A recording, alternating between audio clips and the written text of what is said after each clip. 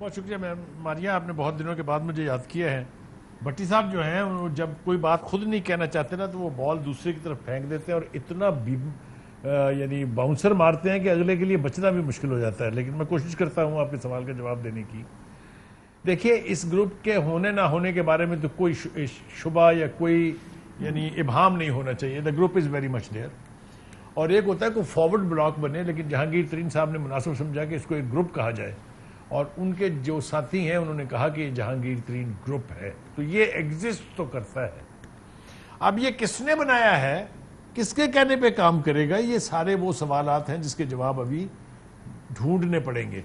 لیکن یہ جو جس 180 ڈگری کی آپ بات کر رہی ہیں نا، یہ بغیر کسی کے پیچھے سے سٹنگ ہلائے ہوئے اس طرح کے بیانات ایک دن یا 24 گھنٹے کے فرق سے تبدیل نہیں ہوتے۔ صحیح۔ اصل بات یہ ہے کہ عمران خان صاحب جو ہیں وہ اب ایک اس ڈائلیما کا شکار ہے کہ وہ اپنے نعرے سے ہٹتے ہیں تو ان کی کریڈیبلٹی ایٹ سٹیک ہے، نہیں ہٹتے ہیں تو پارٹی ایٹ سٹیک ہے، اور اگر گو کی کیفیت میں رہتے ہیں تو سب کچھ ہی ایٹ سٹیک ہے۔ یہ بڑی عجیب و غریب قسم کی صورتحال ہے۔ دیکھیے، انہوں نے احتساب کا نعرہ لے کے الیکشن جیتا، احتساب کا نعرہ لے کے وہ آئے، ابتدا یہاں سے کی کہ احتساب کا آغاز مجھ سے ہوگا، بنی گلہ سے ہوگا، اور پھر میرے منسٹروں کا ہوگا۔ وہ وعدہ تو شاید وہ خود بھی بھول گئے ہیں ہم، لیکن بہرحال اچانک یہ ہوا کہ ان کا ایک بہت قریبی ساتھی جہانگیر ترین کی صورت میں وہ جو ہے وہ آٹا چینی کے بحران میں ملوث کر دیا گیا، ہو گیا یا تھا۔ یہ سارے سوالات جو ہیں یہ ابھی علی ظفر کی رپورٹ کے ساتھ منسلک ہیں، وہ رپورٹ آئے گی تو یہ ساری صورتحال واضح ہو جائے گی۔ اس وقت اس گروپ کی ایگزسٹنس کا، اس کی عمران خان کے ساتھ رہنے یا اس کی مخالفت کرنے کا دار و مدار علی ظفر کی رپورٹ پر ہے، ٹھیک ہے، جس کے بارے میں یہ خدشات ہیں اس گروپ کو، اور اس کے بارے میں انہوں نے چیلنج بھی کیا ہے کہ اگر یہ رپورٹ ہمارے جہانگیر ترین کے خلاف آئی تو ہم واپس اسی پوزیشن پہ چلے جائیں گے۔ بخاری صاحب، میں نے جو جتنے لوگوں سے پوچھا، میں نے ان سب سے پوچھا، میں نے کہا یہ رپورٹ آئے گی تو اگر جو اس کو ایکسیپٹ کریں گے، اس کا جو بھی ریزلٹ آئے گا، انہوں نے کہا کہ ہم ایکسیپٹ کریں گے۔ انہوں نے اپنی گول پوسٹ تھوڑی شفٹ کی ہے، ابھی تھوڑا یہ اپنے حلقے اور عثمان بزدار صاحب کی طرف جو ہے نا ادھر سے یہ اس موقف پہ آ گئے۔ اس رپورٹ پہ کیٹیگوریکلی ان کی پوزیشن ہے کہ ہم ایکسیپٹ کریں گے جو بھی آئے گی۔ ماریہ، یہ اس وقت کی کہانی ہے جب ان کو یہ یقین دلایا گیا تھا کہ اس کمیٹی کی رپورٹ میں شاید جہانگیر ترین صاحب ایگزونریٹ ہو جائیں گے۔ اچھا، لیکن جب ان کو یہ بھنک پڑی کہ نہیں، ایسا نہیں ہونے جا رہا ہے، ملبہ ابھی ان کے اوپر ہی ہے، تو ان کی زبان بدل گئی، لہجہ بھی بدل گیا ان کا۔ تو اصل میں اب عمران خان صاحب کے لیے جو سب سے خطرناک صورتحال آنے والی ہے وہ ہے بجٹ۔ ٹھیک ہے، بجٹ کے حوالے سے اگر آپ راجہ ریاض صاحب کے بیانات کو دیکھیں، نذیر چوہان صاحب کے بیانات کو دیکھیں، سعید اکبر صاحب کے بیانات کو دیکھیں، تو کھلی دھمکیاں ہیں کہ اگر جہانگیر ترین پر سے یہ ملبہ نہ اترا تو پھر ہم بجٹ میں آپ کا ساتھ نہیں دیں گے۔ یہ یاد رکھیے صحیح کہ اگر کسی حکومت کا پیش کیا گیا بجٹ پاس نہیں ہوتا ہے تو اس حکومت کے پاس اخلاق کی اور سیاسی یعنی یہ چوائس نہیں رہتی کہ وہ حکومت میں بیٹھی رہے، ان کو گھر جانا پڑتا ہے۔ ٹھیک ہے، اب یہ اتنا بڑا رسک عمران خان صاحب اگر لینے جا رہے ہیں اس صورت میں کہ اگر جہانگیر ترین کے خلاف رپورٹ آتی ہے تو وہ ایکشن انیشیٹ کریں گے، تو پھر صورتحال اور زیادہ خطرناک آج ہو جو جاتی ہے۔ کور کمیٹی میں بات ہوئی ہے صورتحال بخاری صاحب، بھٹی صاحب میں آپ کی طرف بڑھتی ہوں کہ خان صاحب نے کہا جی پریشر گروپ سے بلیک میل نہیں ہوں گے، مطلب جس نے گرانی حکومت گرا لے، حکومت جاتی ہے تو جائے۔ obviously سیاسی بیانات دینا تو کہ توحد تک تو یہ ٹھیک ہے، لیکن جو ہم دیکھ رہے ہیں ایشورنسز دی جا رہی تھی اس میں obviously ہر کوئی اپنی حکومت بچانا چاہتا ہے۔ یہ کہتے ہیں جی ترقیاتی فنڈ نہیں ملیں گے، یہ کہتے ہیں جی کہ جہانگیر ترین صاحب کو کوئی ریلیف نہیں ملے گا، تو پھر ایشورنسز کیا دے رہے ہیں یہ وزراء مل کے ان لوگوں کو کہ بھائی کیا آپ کو حلقوں میں تھوڑا بہت کام کرا دیں گے؟ کچھ تو ایشورنسز دی ہیں نا آن فیس ویلیو، جس کی وجہ سے یہ تھوڑا بیک آف کیے ہیں۔ اچھا ماریہ، گزارش یہ ہے کہ وزیر اعظم آنیسٹ ہیں، بہتری چاہتے تھے، اس حد تک تو میں خود تسلیم کر رہا ہوں، لیکن وہ کم و بیشتر ہزاروں نہیں تو سینکڑوں مرتبہ فرما چکے ہیں این آر او نہیں دوں گا۔ مجھے صرف یہ بتا دیں پاکستان کی ہسٹری میں کون سی حکومت میں اس کے وزراء مشیروں نے کہا کہ چیئرمین نہیں جہانگیر ترین کو کہے گا تو ریزائن دے دے گا؟ کوئی ایک مثال ایک تو ہونی چاہیے نا، پرویز رائی کی حکومت ہو، نواز شریف کی ہو، منظور بٹو کی ہو، اور کسی اور صوبے کی ہو۔ دوسری بات، پہلے جو عثمان بزدار صاحب سے میٹنگ ہوئی ہے، ایک میٹنگ منٹس میرے پاس ہے، آپ کی ماریا میمن کی گوشت گزار پہلی خبر دے دوں، کہتے ہیں نا کوئی بلیک میل نہیں ہوگا۔ 2 ماہ پہلے ایک ایس پی آیا تھا جسے کوشش کی جائی تھی ڈی پی او لودرا لگوایا جائے۔ کل 22 تاریخ کو عبدالرؤف بابر کو ڈی پی او لودرا تعینات کر دیا گیا ہے، کرنا نہیں ہے۔ اس کا کوئی صحافی میرے ساتھ چیلنج کر لے اس کو کس نے تعینات کروایا، کوئی صحافی۔ اب پھر ہم سے تھوڑے سے ناراض ہو جاتے ہیں لوگ کہ یہ بات آتا ہے۔ صحافی کی ایک پرابلم ہے، خبر وہ نہیں روک سکتا، سانس وہ روک لیتا ہے تھوڑی دیر کے لیے۔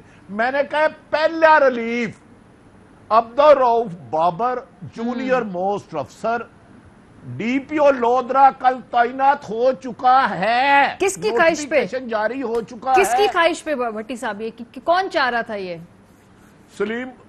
سلیم بخاری صاحب سے بڑا امپریس تھا وہ، کیونکہ سلیم بخاری صاحب بڑے خوبصورت ہیں۔ بھائی لودرا میں میرا انٹرسٹ ہے، لودرا میں ڈی پی او کیوں لگواؤں گا؟ ٹھیک ہے، مجھے بتائے نا کیا وہ بندہ میرے ساتھ کسی فلم میں ہیرو آیا تھا؟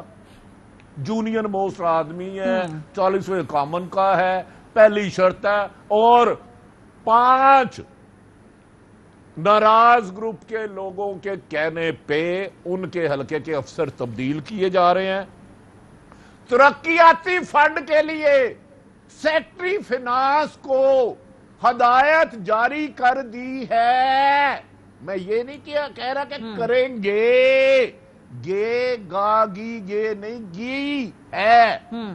تو جہاں تک آپ کی بات ہے کہ وزیر اعظم کہتے ہیں بلیک میل نہیں ہوں گے، اب میں نے سنا ہے مونس علائی جو پرویز علائی صاحب کے صاحبزادے ہیں، جن کے ووٹ سے میرے محترم قابل عزت وزیر اعظم عمران خان وزیر اعظم بنے، ان کو وزیر نہیں بنایا کیونکہ وہ اچھا آدمی ہے۔ اب کہتے ہیں آغا ہمارے وہ بھی بزرگ ہے، وہ جو کافلی کے منسٹر کامل علی آغا صاحب، کامل علی آغا، جی جی جی، انہیں بھی ایک وزارت دے رہے ہیں، ایم کیو ایم کو بھی ان کی خواہش کے مطابق دے رہے ہیں۔ ہاں ایک کام جو وزیر اعظم چاہتے ہوئے بھی نہیں کر سکتے، 4 دن پہلے ایم کیو ایم کا میسج ملا ہمارے تمام سیکٹر کے دفاتر کھلائے جائیں۔ وہ کھلانا بھی چاہے تو نہیں کھلا سکتے کیونکہ وہ جس تالے کی چابی جس کے پاس ہے نا عمران خان صاحب کے پاس، اس کی ماسٹر کی نہیں ہے، ٹھیک ہے، وہ ماسٹر کی کہیں اور ہے۔ تو میری گزارش یہ ہے کہ وزیر اعظم نے ہزاروں نہیں سینکڑوں مرتبہ فرمایا این آر او نہیں دیں گے، کسی ایک، میں ان کی آنیسٹی پہ بھی شک نہیں کر رہا، صرف مجھے ایک دفعہ انہوں نے بتایا ان سے این آر او مانگ کون رہا ہے۔ میں جو کہہ رہا ہوں مجھے دھمکی آ رہی ہے تو کون دے رہا ہے؟ بھائی این آر او مانگنے والے کا نام تو کم سے کم یہ جاننا، 22 کروڑ عوام کے وزیر اعظم ہیں اور بولتے بھی سچ ہیں، مدینے کی ریاست، لیکن بھٹی صاحب اگر وہ کہہ رہے ہیں صلی اللہ علیہ وسلم کے پاس، وہ کہہ رہے ہیں نا کہ پریشر گروپ ہے کہ اس کے ہاتھوں بلیک میل نہیں ہوں گا، کسی نے حکومت گرانی ہے تو وہ اپنا شوق پورا کر لے، پھر یہ کسی کہہ رہے ہیں؟ انہی کو کہہ رہے ہیں کسی اور کو کہہ رہے ہیں؟ میڈم میں نے پھر عرض کی ہے، میں نے ابھی یہ نہیں کہا کہ مزنگ چنگی میں سموسے بغیر چٹنی کے بیچ رہے ہیں۔ میں نے ڈی پی او لودرا کا نام لے دیا، عبدالرؤف بابر کو اسی پریشر گروپ کے کہنے پہ لگایا گیا ہے۔ میں نے کل کا نوٹیفیکیشن ہے اور ابھی اس کی کاپی آپ کو بھیج رہا ہوں، آپ کا پروڈیوسر کو کوئی اس سٹوری پہ کام کرے، میں رپورٹر ہوں نا، اور 5 بندوں کی تعیناتی کہ اسی وقت آرڈر کروں گا جیسے ہوں گے، اور ترقیاتی فنڈ جس ضلع میں جاری ہوں گے واٹس ایپ آپ کو کروں گا، لیکن اس مہینے کا میرے موبائل کا بل آپ دیں گی کیونکہ آپ امیر کا ہے بڑی۔ بخاری صاحب آپ نے کیوں کہا بھٹی صاحب پھنس گئے؟ وہ تو انہوں نے تو جواب دے دیا، انہوں نے تو بتا دیا، یہ کسی کا مقصد حکومت گرانا ہے تو وہ اپنا شوق پورا کر لے، یہ کسی کہہ رہے ہیں بخاری صاحب آپ کے نظر میں؟ دیکھیے بادی نظر میں تو یہ میسج جو ہے یہ اسی گروپ کو دیا جا رہا ہے، لیکن میرا خیال یہ ہے کہ اس کی اور بھی ڈائمنشنز ہیں۔ دیکھیے جہاں تک تو اپوزیشن کا تعلق ہے، یا خاص طور سے پاکستان پیپلز پارٹی اور پاکستان مسلم لیگ نواز کا تعلق ہے، ان کو تو وہ ایک طویل عرصے سے کہہ رہے ہیں کہ این آر او نہیں دوں گا، جو مرضی کر لے این آر او نہیں دوں گا، لیکن یہ کور کمیٹی کی میٹنگ میں جن کو کہا گیا ہے نا وہ کوئی اور لوگ ہیں، اور وہ کون لوگ ہیں؟ جیسا میں نے کہا بادی نظر میں تو وہ اسی گروپ کے لوگ ہیں جہانگیر ترین صاحب کے، لیکن اور اگر وہ کسی کو دھمکی دے رہے ہیں تو وہ کون ہو سکتا ہے؟ آپ خود ہی سوچئے نا، کچھ لوگ جو ہیں وہ مختلف قسم کے الزامات لگا دیتے ہیں، جسٹیفائی کر نہیں پاتے ہیں، میرے جیسے لوگ بھی بعض اوقات درفنتنی چھوڑ دیتے ہیں لیکن وہ ڈیفینڈیبل نہیں ہوتی. صحیح. عمران خان صاحب اس وقت ایک ڈیسپریٹ کیفیت میں ہیں کیونکہ ان کی حکومت جو مانگے کے بہت سے چند ووٹوں کے اوپر سینٹر میں بھی اور پنجاب میں بھی ہے, ان کی اپنی پارٹی کے اندر سے اگر اتنے بڑے نمبر میں لوگ علیحدہ ہو کے کھڑے ہو کے آنکھیں دکھا رہے ہوں تو آپ حکومت کی صورتحال تو سوچ لیجیے. بخاری صاحب کیا یہ وجہ بھی ہے کہ نون لیگ نے میں اپنے تجربے کی بنیاد پہ یہ کہہ رہا ہوں ماریا, جی مجھے ایک بات پوری کر لینے دیں, میں اپنے تجربے کی بنیاد پہ کہہ رہا ہوں کہ ایفیکٹیولی پنجاب میں اب حکومت پی ٹی آئی کی نہیں ہے. یہ ویسے آپ کچھ پوچھ رہی تھی. ان کا اکتفا تھا کہ شاید کوئی نون لیگ کی طرف سے تھوڑی سی کوئی ٹھنڈی ہوا ہے اس طرف سے آیا, انہوں نے بالکل ہاتھ نہیں پکڑایا, یہ جو گروپ تھا کوئی رابطے بھی ہوئے تھے یا ادھر سے بالکل ابھی خاموشی ہے, اس وجہ سے بھی یہ ذرا بیک فٹ پہ؟ نہیں میرے خیال سے ماریا مجھے اس کی تھوڑی سی وضاحت کر لینے دیجئے. وہ کہتے ہیں نا کہ جو کوئی اپنے وزن سے خود گر رہا ہو اس کو گرانے کے لیے اس کے ساتھ شامل نہیں ہونا چاہیے. ٹھیک ہے. پارٹی کے اندر سے اتنا بڑا تھریٹ ہو جب تو میرا نہیں خیال کہ کوئی اپنے ذمہ لے گا یہ کہ ہم نے, چونکہ آپ کو یاد ہوگا کہ پیپلز پارٹی کی کنسسٹنٹ پالیسی یہ ہے, زرداری صاحب کا اسٹانس ہے کہ ہم انکانسٹیٹیوشنل طریقے سے حکومت نہیں گرائیں گے, ہم vote of confidence no confidence لے کے آئیں گے اپنے طور پہ. پی ڈی ایم بھی اب یہی کہتی ہے کہ نہیں جناب, بلکہ اگر آپ کو یاد ہو مریم نواز کا وہ بیان کہ جی ہم تو چاہتے ہیں کہ عمران خان صاحب 5 سال پورے کریں. یہ اس لیے نہیں کہہ رہے ہیں کہ دے وانٹ ایکچولی کہ عمران خان صاحب 5 سال پورے کریں, ان کو پتا ہے کہ یہ پارٹی اپنے وزن سے اندر سے گر رہی ہے. ٹھیک ہے.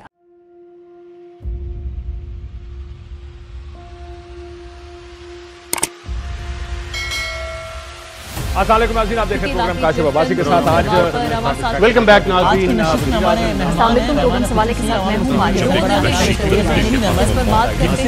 میں ہوں.